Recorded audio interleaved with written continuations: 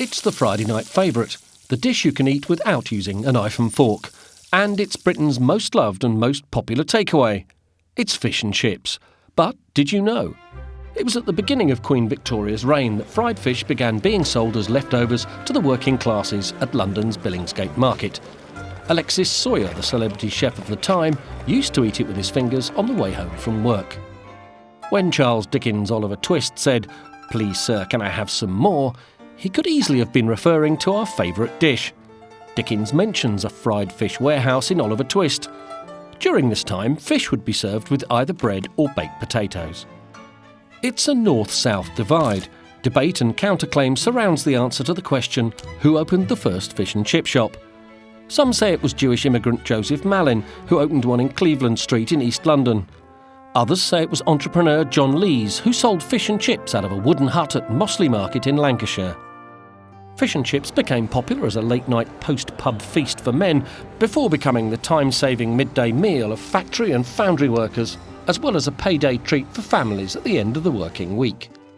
4p in today's money is what it would have cost you to sit down at the first fish and chip restaurant owned by Sam Isaacs in Whitechapel in London and be served bread and butter and tea with your fish and chips.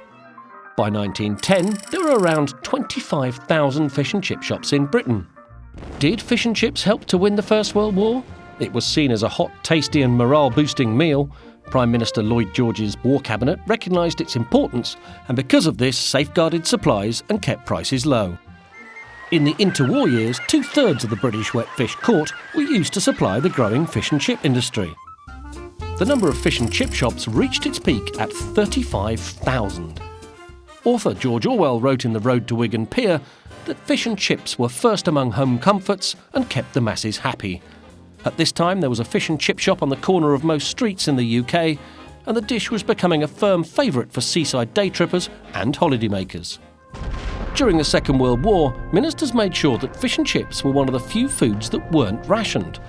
Meanwhile, the deep-sea trawling industry also played a key part during wartime, as experienced seamen were highly sought after by the Navy.